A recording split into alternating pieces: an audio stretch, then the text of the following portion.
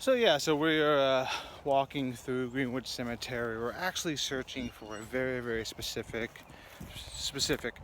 final resting place.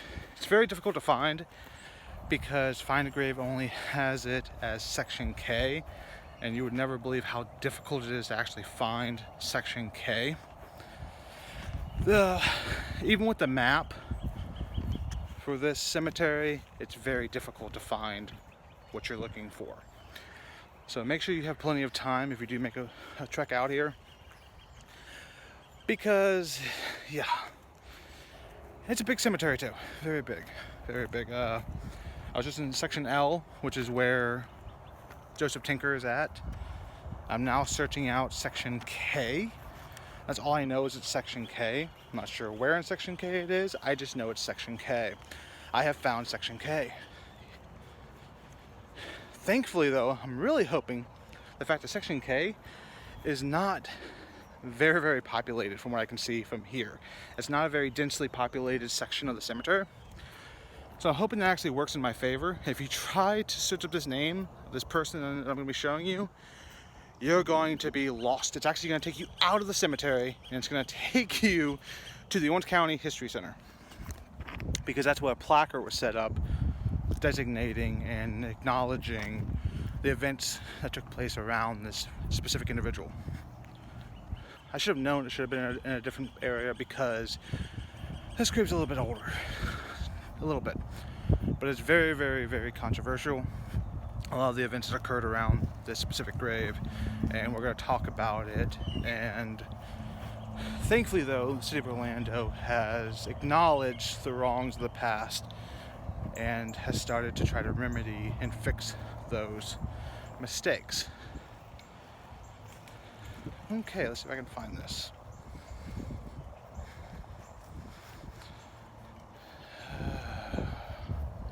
Even with a small area, it's still very difficult. Still very difficult.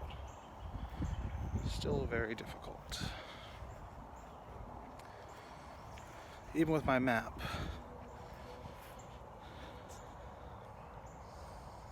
I'll let you know when I find it. So yeah, one of the things you're going to realize when you travel in cemeteries is that more often than not, the person you're looking for, you will walk right past probably 10 times before you actually find it. And I have found it. Here we have July Perry.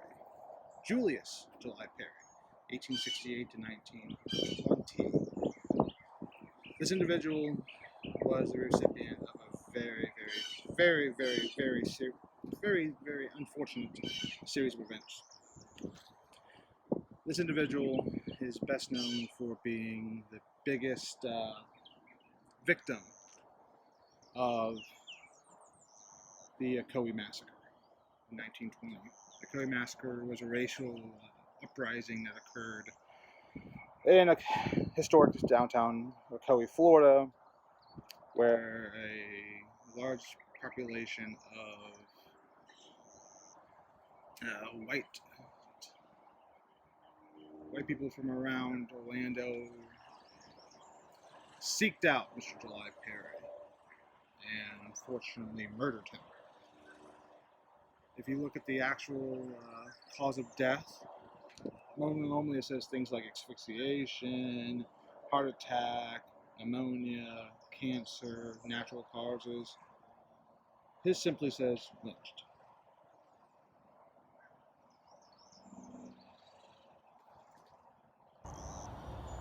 So many would wonder what would actually lead to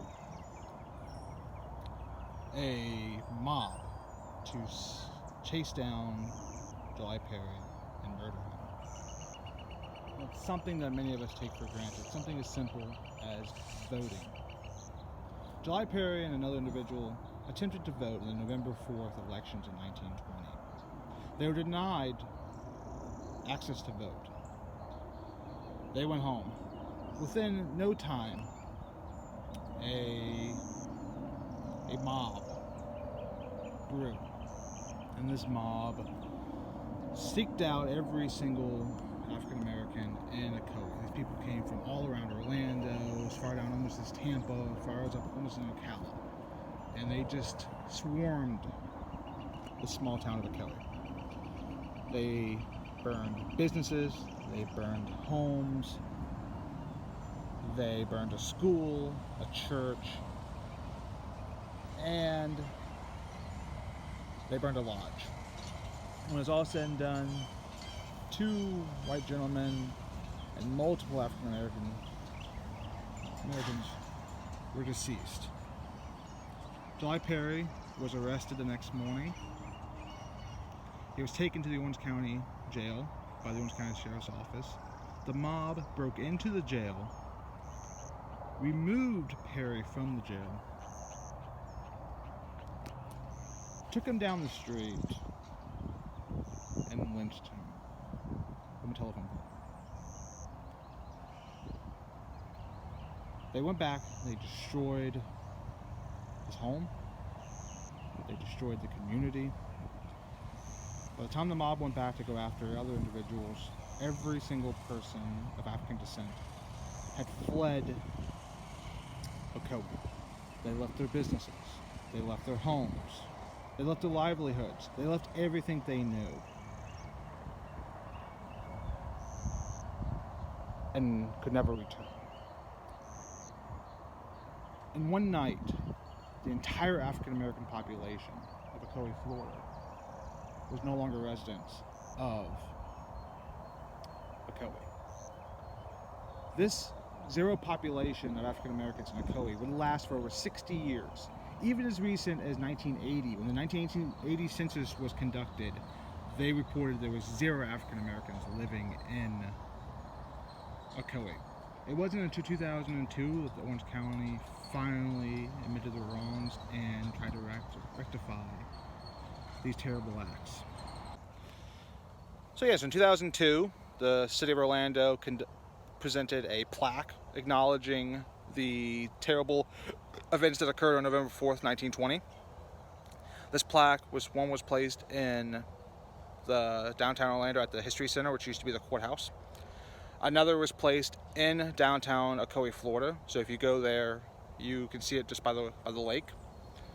Another thing that's just by that plaque is about a block is the filming locations of the church scene from the movie My Girl, which if you check out my channel, you'll be seeing here in the near future. But even here, there's flowers here, but there is no other plaque.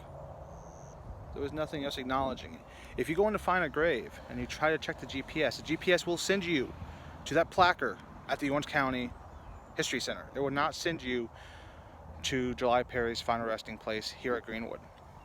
If you're trying to find his spot, his final resting place, it's actually easier now that I found it. If you go online, all it's going to say is section K. It's not going to give you much more besides that. But I'm going to show you some focal points. Okay, so July Perry is right here, just by a tree.